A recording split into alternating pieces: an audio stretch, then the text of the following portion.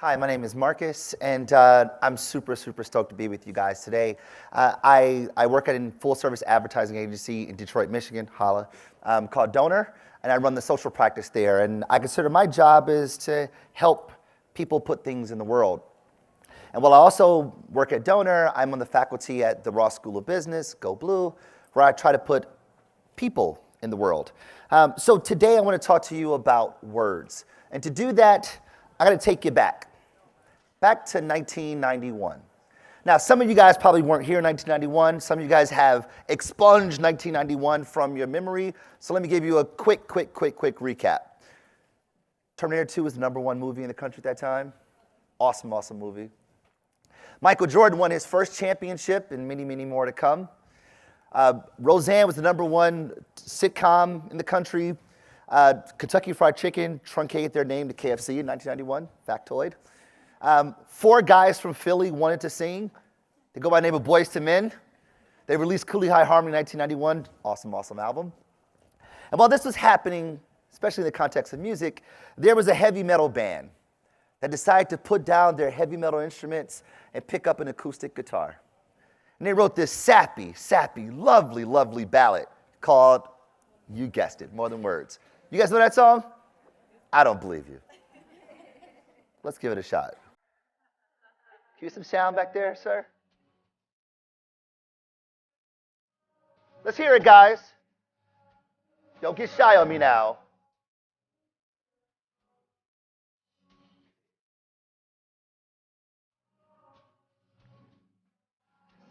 I can't hear you.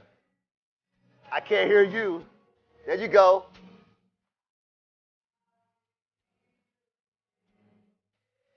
All right, real big here, guys. Come on, sir, you can do this.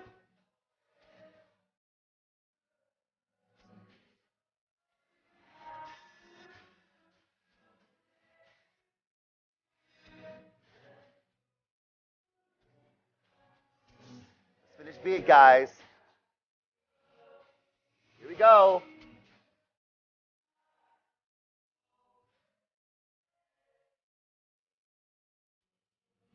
That was beautiful. Look at you guys. That's amazing. I'm impressed. I am impressed.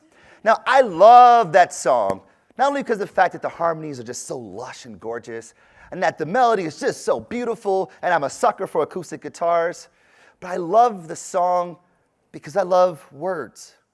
And as marketers, we love ourselves some words. We got taglines, we got run-up lines to the taglines, we got taglines from the run-up line to the tagline. We love words, and don't add some images with words. So you get art and copy, blown away. We love ourselves some words. And considering the fact that words, ideas, messages, products spread at a rate far greater than ever before, thanks to the ubiquity of technology, we get a chance to spread a whole bunch of words to a whole lot of people over a short period of time. And as marketers, we salivate for that very thing. But here's the interesting part. As marketers, we love words, but as human beings, as people, we have a different relationship with words. In fact, the maxim, the adage when it comes to words are, action speaks louder than words. Why? Because we know that words are easy. It's simple to just say whatever, right? We know that when words don't match our actions, we don't trust. So therefore, to establish trust, we have to walk the talk. Your actions and your words have to align, as my wife lets me know that over and over again. And it's the thing, because marketers love words so much, we don't spend a lot of time thinking about the actions. No wonder then people don't trust marketers. People don't trust brands because we're all talk. And the interesting part about that is that people used to rely on advertising for information. They actually trusted what we said. Fancy that. That's until they found out that smoking was killing us. Until we found out we're putting lead in our toys. Until we found out that our cars emitted more pollution than we were told. And that was just the start of it. Because the ubiquity of the technology, the pervasiveness of technology creates more transparency than ever before. So now we can't get away with our words and our actions not aligning. We can't get away with not walking the talk because you'll get found out. We know that you're a dirtbag CEO of American Apparel, right? There is no hiding that. So when your words and your actions don't align, people don't trust. And today, more than ever, for marketers, it's hard for us to fake the funk. Here's a great example. You guys know SeaWorld? Oh, I loved SeaWorld as a kid. My parents took me to SeaWorld when I was like 7 years old, and I've never been the same. Okay, even as an adult, I love SeaWorld. Let's keep it real. Right? Because dolphins are amazing, like they're one of the best animals on the planet. So I love SeaWorld, love these majestical creatures, love them. And I loved SeaWorld because they allowed me to interact with them, to engage with them, to touch them, to kiss a dolphin. Like, who gets to kiss a dolphin? Come on. That is until I saw this. Whoa! Blackfish. Completely changed the game for me. Because what it did is that it allowed me to realize that SeaWorld wasn't walking the talk. They're all about loving these majestical creatures, the same belief I have for these animals, that they're the best animals on the planet, and we create the best experience for them. We treat them with humanity and all these things. Wrong. Lies. All lies. And if you haven't seen Blackfish, you definitely heard about it because people let you know. We saw that SeaWorld was not walking the talk. Their actions and their words weren't aligned. And as a result, people stopped going. People stopped trusting. And it impacts the business. When your words and your actions don't align, we realize that you're all talk. And trust requires far more than just words. Trust requires actions, and your actions and your word must align. What's that saying? Don't tell me you're funny, make me laugh. Don't tell me you're funny, tell me a joke. When your actions and your words align, that's when trust happens. And biologically, trust is trust. The same way we trust people is the exact same way we trust brands, the exact same way we trust technology. Biologically, it's all the same. And trust happens primarily in a part of the brain called the limbic system. Trust is associated with the limbic system. Not only is trust associated with the limbic system, but emotions broadly. Trust, love, loyalty, all the gooey stuff that relationships are made out of. Brands always talk about, we want relationships with our customers. It happens there. Not only does emotions, trust, love, loyalty, all the gooey stuff that connections are made of happen in the limbic system, but so does behavior, decision-making, action. So our emotions inform the behaviors we take on. Our emotions dictate what we do. And we know it intuitively because we call it gut instincts or intuition. Our feelings inform what we do. Now, the interesting part about that is that it's often hard to communicate it because that part of the brain, the limbic system, isn't associated with language. That's associated with a part of the brain called the neocortex. The neocortex is associated with language as well as rationality, logic, critical thinking. Logical thinking happens in the neocortex. So you got a part of the brain that's associated with feelings and behavior, and another part of the brain is associated with language and rationality. Think of it this way. Information comes through the brainstem, you feel it in one place. This is not anatomically correct, by the way. You feel it in one place, and then you rationalize it somewhere else, right? Better way to think about this. You got a Kirk brain and a Spock brain. The Kirk brain's like, man, let's just do it. And Spock is like, wait a minute, Marcus, calm down for a moment. Let's think about this. And the beautiful part is that we all love to think of ourselves as Spocks. I'm logical, I'm smart, I got a big prefrontal cortex. I know exactly what I'm doing. Wrong. We're not rational human beings as much as we want to believe we are. We're rationalizing human beings. And that is, we have a feeling, a gut feeling, an intuition, a sense of what the right thing is to do because of what we feel, because of how we trust, because where our loyalties lie. And that informs the behavior we take on. Then we look for the facts, we look for the rational points, the rational interests to guide our behavior. But we're not rational human beings at all. We make good instincts and we look for the rational facts to justify the behaviors we take on. And that is Superman powerful, especially when you think about what our job as marketers is. As marketers, our entire discipline is about influencing behavior. Everything we do is in an effort to get people to take action, right? Don't drink this, drink that. Don't go here, go there. Don't buy his shoes, buy my shoes. Don't vote for his candidate, vote for my candidate. Don't sign up for his newsletter, sign up for mine. Don't join his social networking platform, join mine. Don't go to his church, go to my church. Everything we do is about driving behavior. And our behavior is influenced directly by what we feel, by emotions, trust, love, loyalty. So as marketers, our job is to resonate the limbic system, to get people to act by connecting to what they feel. Trust, love, loyalty, all the gushy stuff. So the question is, well, how do we do that then, Marcus? Well, my mind goes to this gentleman that you've probably seen on a TED Talk before, a gentleman named Simon Sinek. And he says it this way. He has this great provocation. People don't buy what you do, they buy why you do it. Or rather, people don't buy into what you do, they buy into why you do it. And he has this beautiful thing called the golden circle. Is that when you ask people why they exist, what their purpose is, what their conviction is, they tell you what they do, right? They say, we're here to build a better widget, or to make money, or to drive shareholder value. That's the best, right? But that's what you do at best, and the other two are just byproducts. Why you do it based on your conviction, your belief, your purpose. And it's intangible, it's fluffy.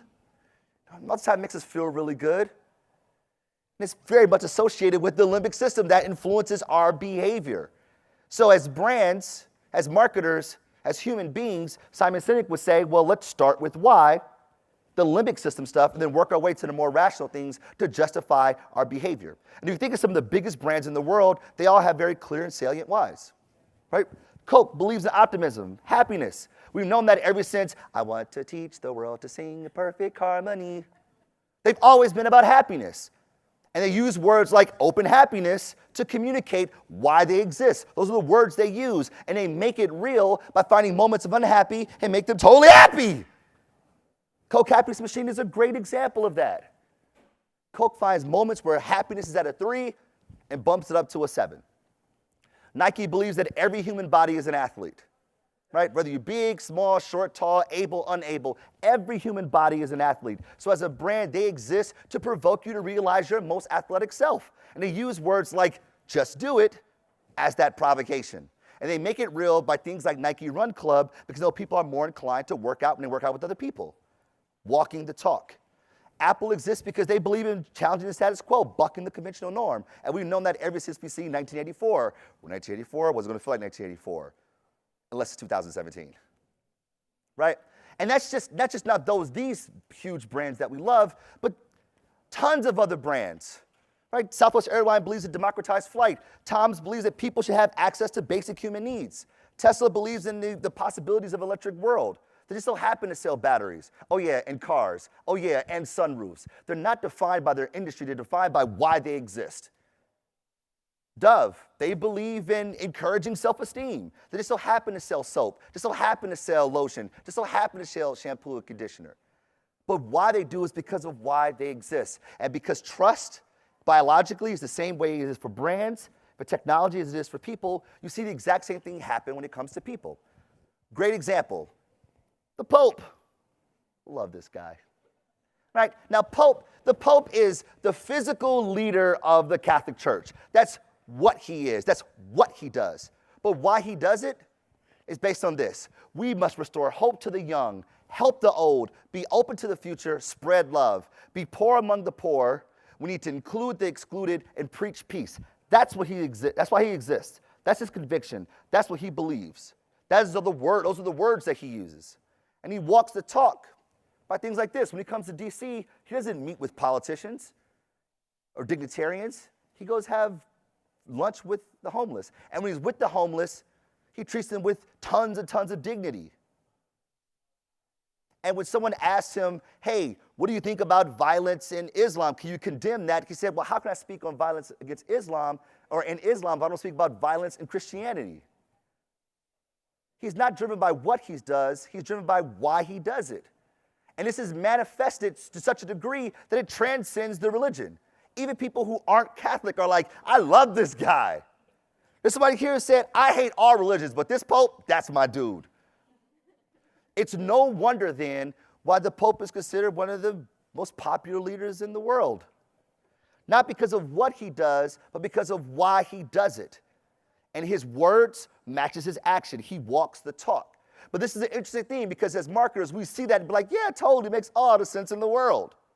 But then when the brief comes, what are the RTBs?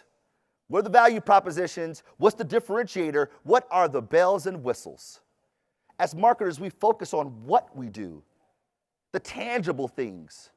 But that's not what moves people biologically. That's not what people put their trust in biologically. What we do is a byproduct of why we do it. And to get people to take action, we have to activate the limbic system. Because when we start with the what stuff, the tangible things, the products, the widgets that we make, at best we get at transactional relationships. Right? My razor has 7 blades. I'm the best razor on the market. But what happens when the guy next to you comes with 8 blades? They buy that guy. Right? My sandwich has bacon and is 50 cents cheaper than the other guy. What happens when they come cheaper than you with another slice of bacon? People go buy that guy. At best, we get at transactional relationships when we focus on what we do. We focus on why we do it, we get at loyalty-based relationships. And the issue with loyalty-based relationships is that as marketers, we confuse habit for loyalty. Because people do it a lot, they're being loyal. Wrong. Loyalty-based relationships focus on not the brand, but on me.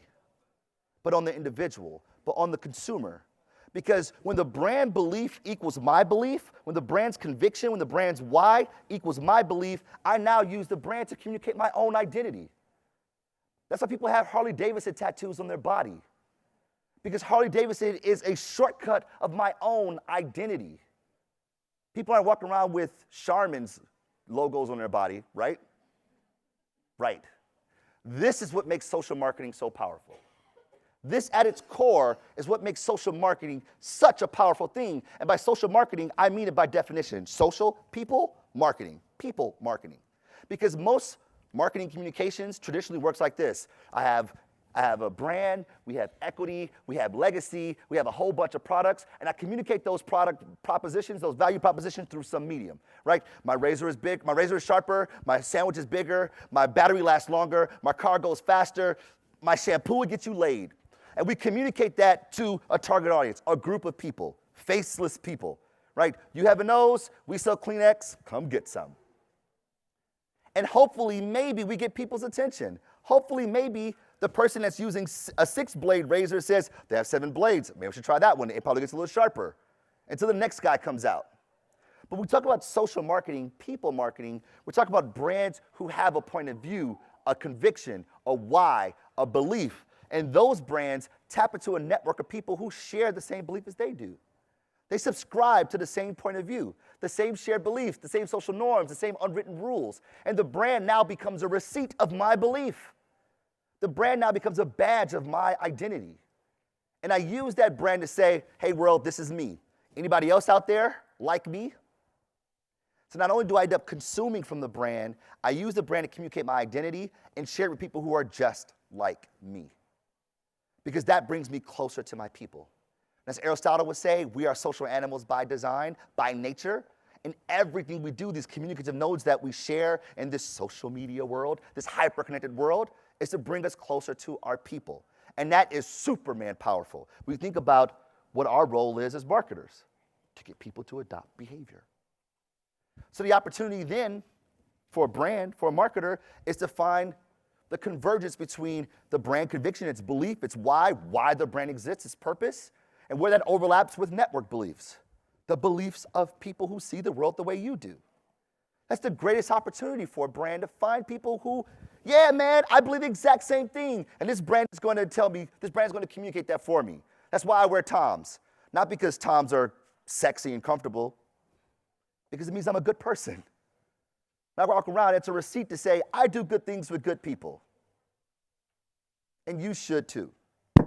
Because Seth Godin puts it in a really, really simple way. Culture moves forward on the basis of one simple question. Do people like me do something like this?